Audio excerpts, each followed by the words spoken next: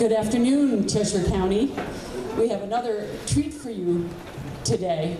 And I don't think it's going to be a duel over here because I don't see anybody for him to duel with today. The first thing I'd like to do is ask Jane Lane to lead us in the pledge. Good afternoon, everybody. Would you please join me in the pledge? I pledge allegiance to the flag of the United States of America and to the republic for which it stands, one nation, under God, indivisible, with liberty and justice for all. Thanks, Jane. And I would like to have you join me in a moment of silence because Cheshire County lost one of their good Republicans yesterday, who, if he were here, would be the first one to say to Governor Bush, could you be on my radio show this Saturday? So a moment of silence for Al Koulis, please.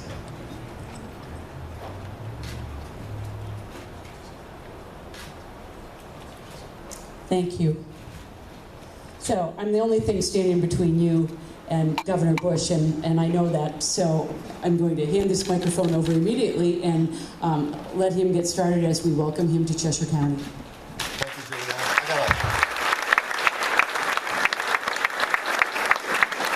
Thank you, Juliana. Thank you all for coming out on a, you could be having lunch right now. I really appreciate you being here. This is my second day in New Hampshire on this trip, and I'm coming here twice a month, probably 3 times a month starting next month. I'm all in New Hampshire. I love campaigning in this state. It's beautiful beyond belief. And I love the fact that most of the people that come are really informed voters. I learn a lot from this, the Q&A part of this, and it's a joy to be with you. I welcome all of my other friends that are coming from out of state, creating the greatest economic development boom for New Hampshire. Always want to make a contribution to the economy to create high sustained economic growth where more people have a chance at earned success. That's my mission.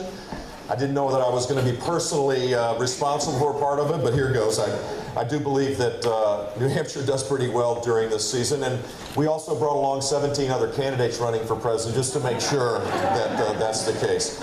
I'm running for president of the United States because I believe we're on the verge of the greatest time to be alive in this world. I honestly believe if we fix a few really, really big, complex things that our political system is allowed to languish for way too long, that we will be able to grow our economy at a faster rate and fulfill the mission that one generation after the next has always done, which is to pass the baton off and leave the state of affairs for their families where their children will have more opportunities than what they had.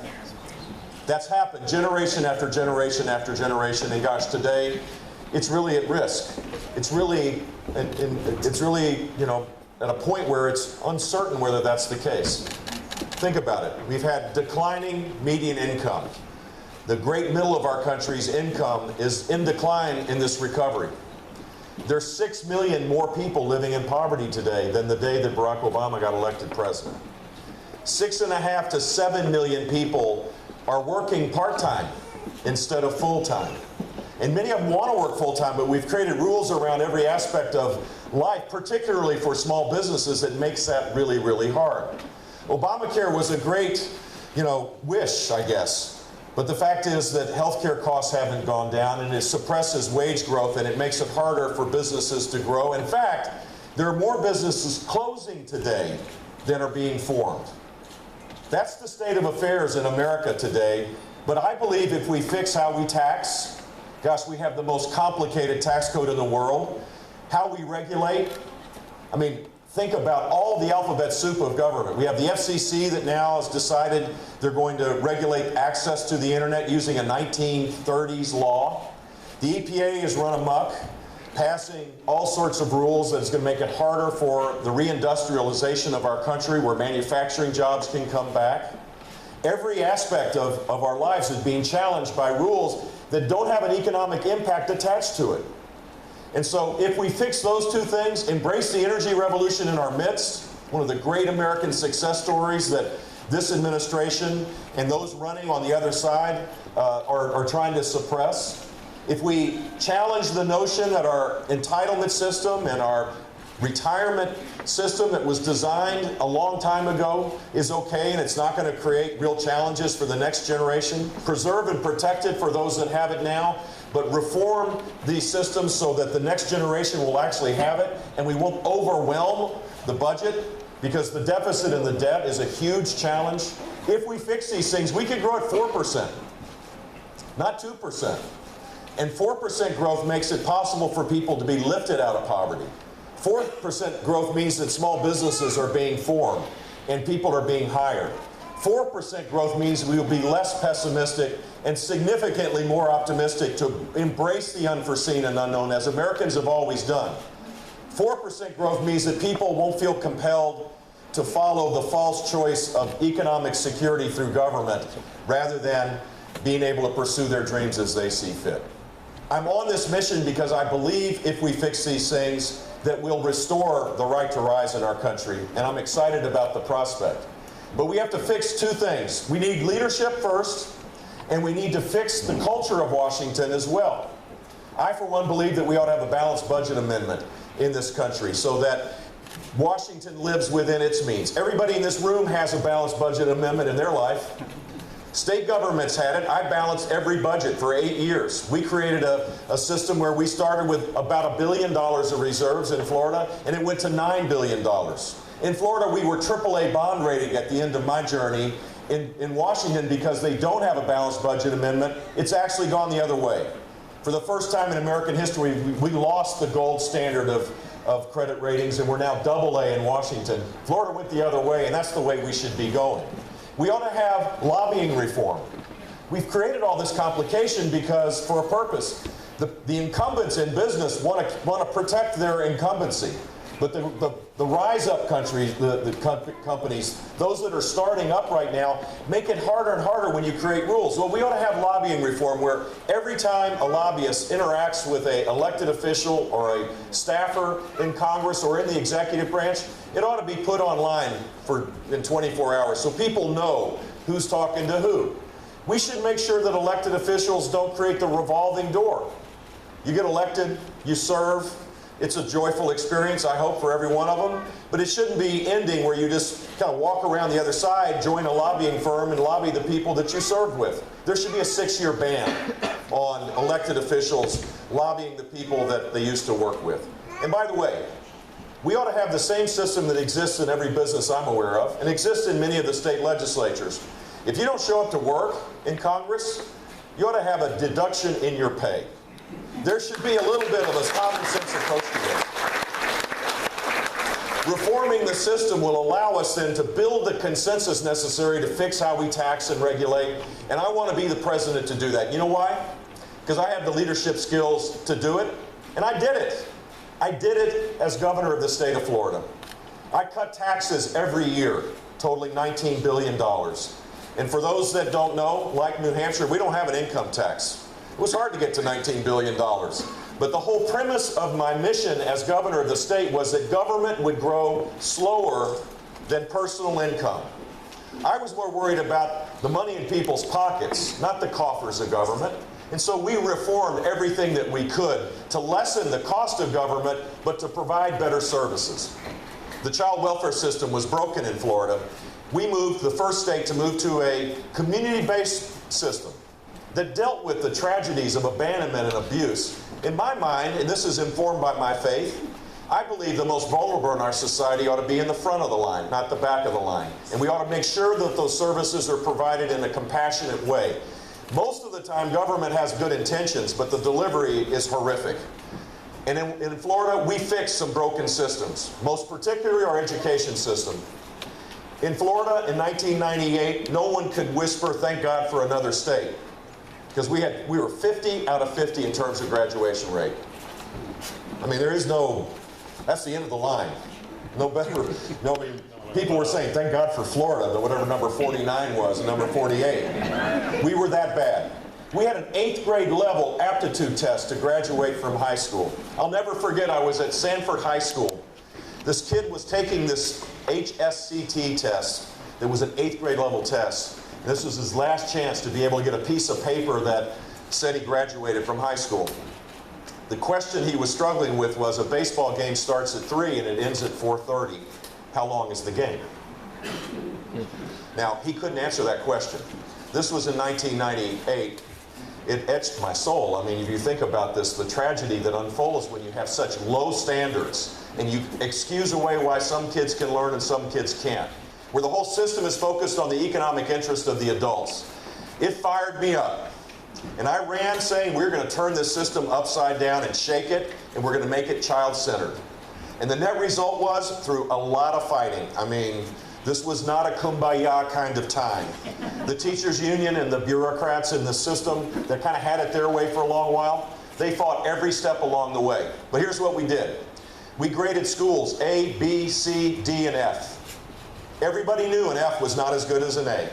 We rewarded improvement in school grades, where each school that was an A or showed improvement got $100 per student directly into their coffers. No cuts from the bureaucrats in the school district. And it moved the needle big time. If schools were F 2 years, they got a voucher. We created the first statewide voucher program in the country, and the second, and the third. And we created an open system where more parents, particularly low-income parents, had a chance to choose. And the net result was, with that, with school choice, with higher standards, with robust accountability, with ending social promotion in 3rd grade, this insidious idea that a functionally illiterate child going from 3rd grade to 4th is okay. Really? Is it okay? In 4th grade, when you're learning science and you can't read and you think they're going to be able to understand it, or doing math and you can't read the textbook, we cut in half the functional illiteracy rate in our state. Because I took on the established interests with a reformer's heart using conservative principles, and the state graduation rate improved by 50%. We have the greatest learning gains in Florida. Hispanic kids are 2 grade levels ahead of their counterparts in the rest of the country. African American kids are #1 on the 4th grade NAEP test.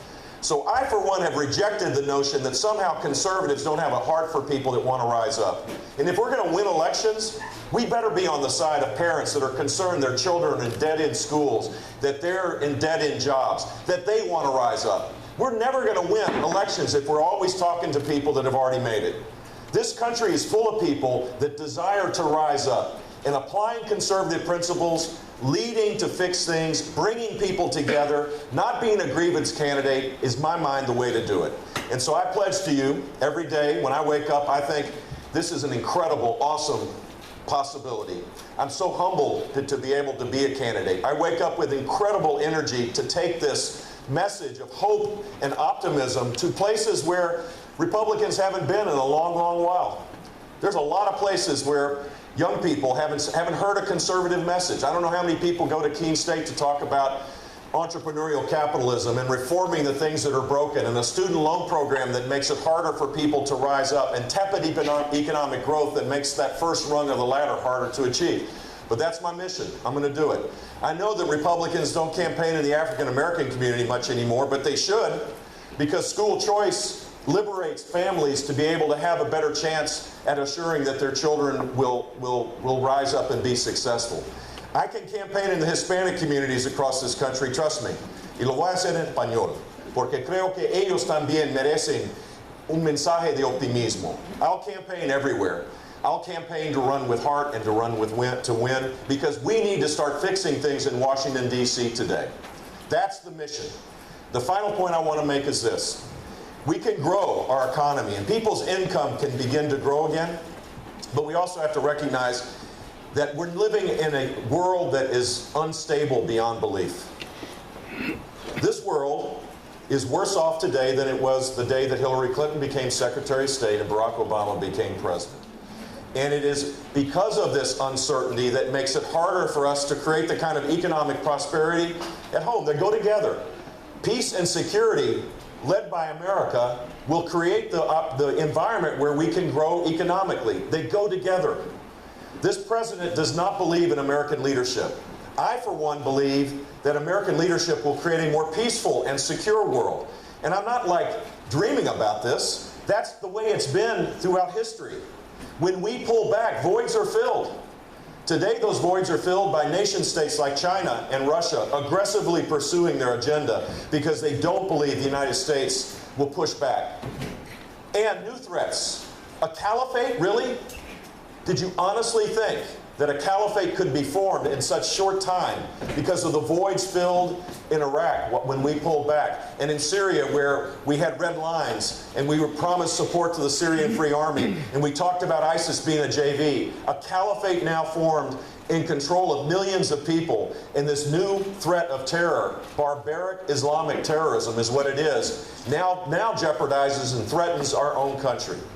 I believe the United States needs to become a leader again in the world, where our friends know that we have their back, and our enemies fear us enough to change their behaviors.